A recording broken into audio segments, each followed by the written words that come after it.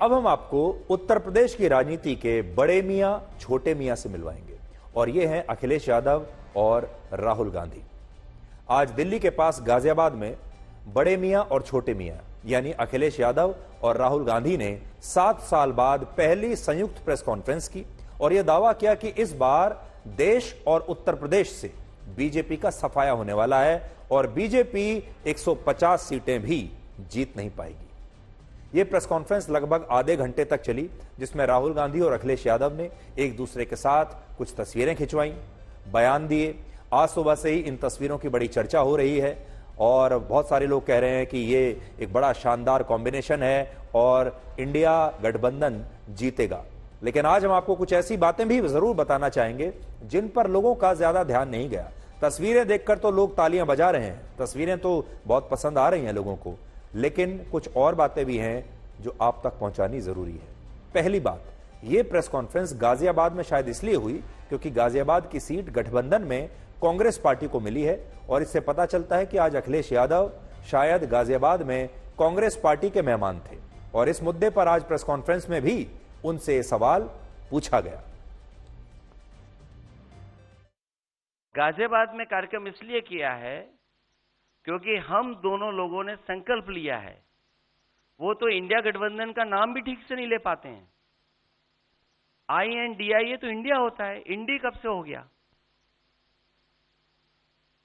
यहां से सफाया होगा गाजीपुर तक।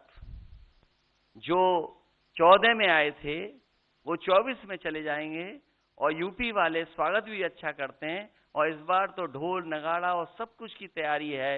इस बार विदाई भी बहुत शानदार होने जा रही है। इस प्रेस कॉन्फ्रेंस में जब पत्रकार राहुल गांधी से सवाल पूछ रहे थे तो कांग्रेस पार्टी के नेता जयराम रमेश ने इस बात पर लगातार जोर दिया कि ज्यादा सवाल अखिलेश यादव से पूछे जाएं और राहुल गांधी से कम सवाल पूछे जाएं। अगले 3-4 सवाल आप कृपया अखिलेश जी से पूछेगा। ANI से शालिनी।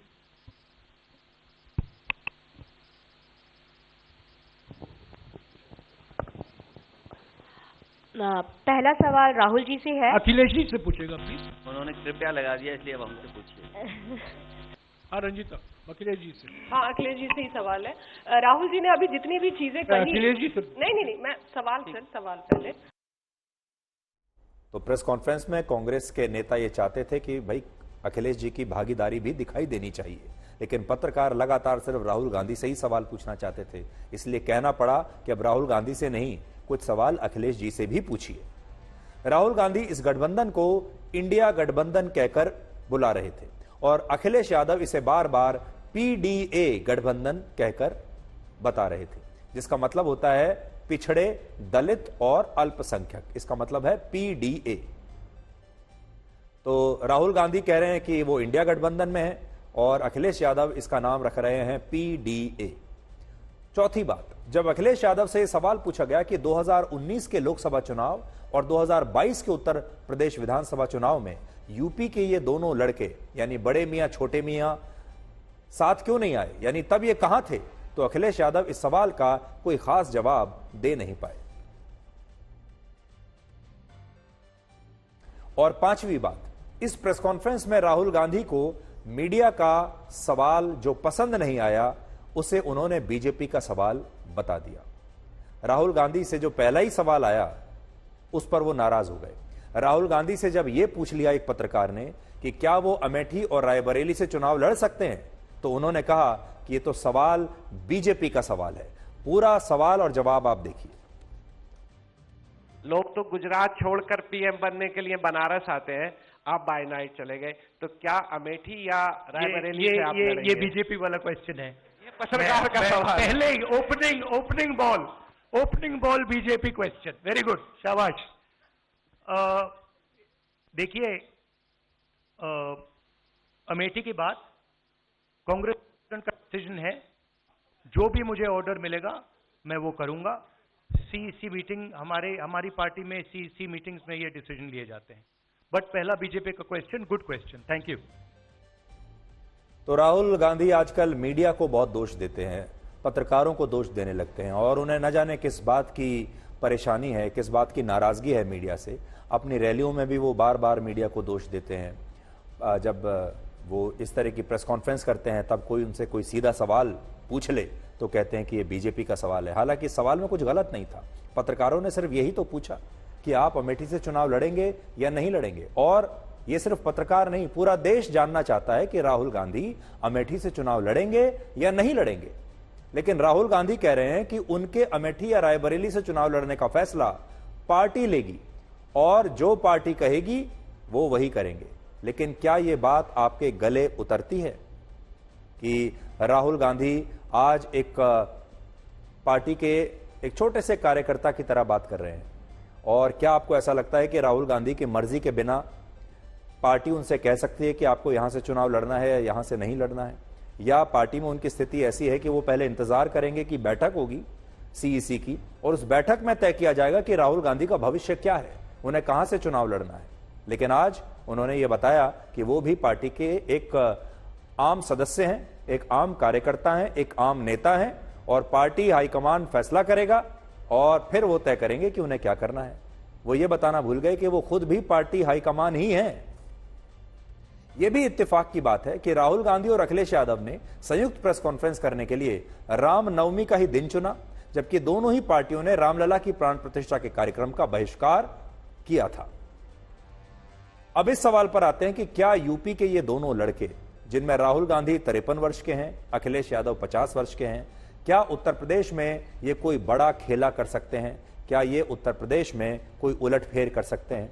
उत्तर प्रदेश में समाजवादी पार्टी और कांग्रेस के गठबंधन की बुनियाद है मुस्लिम वोट, यादव वोट और ओबीसी वोट। मुस्लिम, यादव, ओबीसी, अगर ये सारे वोट इस गठबंधन के पक्ष में एकजुट हो गए तो उत्तर प्रदेश में बड़ा उलटफेर ये कर सकते हैं या बीजेपी को थोड़ा कमजोर तो कर ही सकते हैं और ये गठबंधन बीजेपी को नुकसान पहुंचा सकता है। लेकिन इसमें एक बहुत बड़ा अगर लगा हुआ है। अगर उत्तर प्रदेश में 19% से ज्यादा मुस्लिम वोट हैं और लगभग 50% ओबीसी समुदाय के वोट हैं, जिनमें यादवों के 9% वोट भी शामिल हैं, और कांग्रेस और समाजवादी पार्टी को ओबीसी समुदाय के आधे और मुसलमानों के सारे वोट अगर मिल गए तो यह गठबंधन चुनावों में 45% वोट के आसपास लेने में कामयाब हो सकता है। और अगर दलित और आदिवासी समुदाय के भी कुछ वोट जुड़ गए तो यह गठबंधन बीजेपी की मुश्किलें जरूर बढ़ा सकता है, अगर ऐसा हो जाए तो। और इसीलिए अखिलेश यादव इस गठबंधन को बार बार पीडीए यानी पिछड़े, दलित और अल्पसंख्यकों का गठबंधन बता रहे हैं और उन्होंने चुनाव में टिकट भी इसी फॉर्मूले के आधार पर बांटे हैं। यानी उनका जो टारगेट है, जो लक्ष्य है, वो ये है। देखिए, वो लक्ष्य है दलित, मुस्लिम, ओबीसी, ये उनका पूरा लक्ष्य है, ये उनका वोट बैंक है। अब जिन 55 सीटों पर समाजवादी पार्टी ने अभी तक अपने उम्मीदवारों के नामों का ऐलान किया है, उनमें सबसे ज्यादा 33% यानी 18 उम्मीदवार ओबीसी समुदाय से हैं, 7% यानी 4 उम्मीदवार यादव और मुस्लिम समाज से हैं। यह ब्रेकअप है। अखिलेश यादव ने मुस्लिम उम्मीदवारों को ज्यादा टिकट शायद इसलिए नहीं दिए इस बार क्योंकि वो जानते हैं कि इस गठबंधन में मुस्लिम वोटों को एकजुट करने की जिम्मेदारी कांग्रेस की है और यादव और ओबीसी वोटों को एकजुट करने की जिम्मेदारी समाजवादी पार्टी की है। यानी दोनों ने अपने अपने काम और वोट बैंक बांट लिया है, जो कि अच्छी रणनीति भी हो सकती है। मुसलमान वोट बैंक को लाने का काम है कांग्रेस का, जो वो रामलला की प्राण प्रतिष्ठा के समय उसका बहिष्कार करके सारा होमवर्क कर चुके हैं, और ओबीसी और यादवों को लाने का काम है अखिलेश यादव का। और इस तरह से ये उत्तर प्रदेश का M+Y वाला गठबंधन है, जिसका मतलब होता है मुस्लिम प्लस यादव। और इस गठबंधन का मुकाबला भी M+Y से ही है। जो बीजेपी का M+Y है उसका मतलब है मोदी प्लस योगी। हालांकि यहां एक एक्स्ट्रा जानकारी यह है कि मुसलमानों को टिकट कांग्रेस पार्टी ने भी इस बार नहीं दिए हैं। देखिए, दोनों मुसलमानों की बात करते हैं, लेकिन मुसलमानों को टिकट नहीं दिए।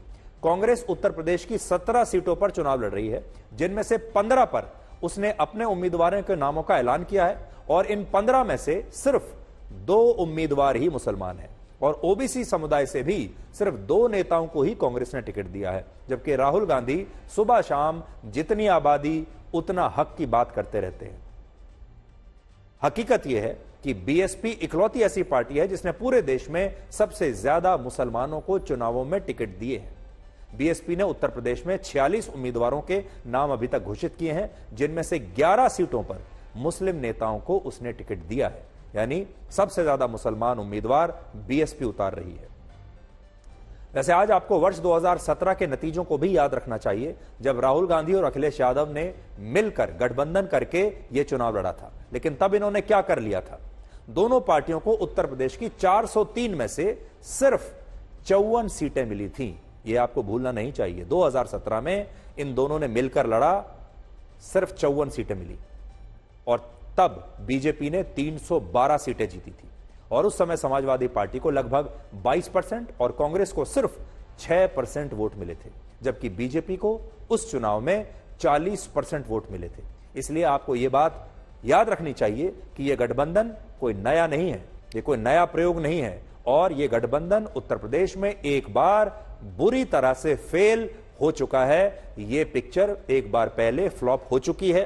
अब उसी फिल्म को दोबारा से राजनीति के सिनेमाघरों में रिलीज करने की कोशिश हो रही है। वही स्टार कास्ट अब दोबारा आ रही है, वही पोस्टर है, वही स्टार कास्ट है, वही बड़े मियां छोटे मियां अब दोबारा से रिलीज हो रही है और यह फिल्म 2017 में पहले बुरी तरह से फ्लॉप हो चुकी है। अब इन दोनों को अगर आप देखेंगे तो इन दोनों की जो कोशिश है वो ये है कि उत्तर प्रदेश में जो हिंदू वोट बैंक है वो जातियों के नाम पर बंट जाए, ओबीसी के नाम पर बंट जाए, दलितों के नाम पर बंट जाए। यानी हिंदू वोट बैंक जो है उसके अलग अलग छोटे छोटे हिस्से बन जाएं, जातिगत समीकरण के हिसाब से, ओबीसी के हिसाब से। और मुसलमान वोट बैंक तो पूरा इनका है ही, ये जानते हैं कि इनके नाम पर पूरा मुसलमान वोट आ जाएगा इनके पास। अब बीजेपी की कोशिश ये होगी कि ये पूरा जो हिंदू वोट बैंक है 80% का, ये पूरा एकजुट हो जाए, कंसोलिडेट हो जाए हिंदुत्व के नाम पर, राम मंदिर के नाम पर, और जो दलित और ओबीसी हैं उनके लिए जो वेलफेयर स्कीम्स बीजेपी ने चलाई हैं उनके नाम पर, जो अलग अलग योजनाएं दी जा रही हैं, जो मुफ्त अनाज दिया जा रहा है, प्रधानमंत्री आवास योजना दी जा रही है, उज्ज्वला योजना हो रही है और जो बहुत सारी योजनाएं हैं उसके नाम पर जो लाभार्थी हैं, ये लाभार्थियों का अपना एक वोट बैंक होगा, जो ये कहते हैं कि हमें मोदी सरकार से बहुत फायदा हो रहा है, चाहे उनकी जाति कुछ भी है। फिर कुछ लोग ऐसे होंगे जो राम मंदिर के नाम पर इस वोट बैंक में जुड़ जाएंगे। तो जितना हिंदू वोट बैंक बटेगा जातियों के नाम पर, उतना राहुल गांधी और अखिलेश यादव को फायदा होगा, और जितना ये हिंदू वोट बैंक एक साथ आएगा, कंसोलिडेट हो जाएगा, उतना बीजेपी को फायदा होगा। अब होगा क्या आगे, ये आपको 4 जून को नतीजों में पता चल जाएगा।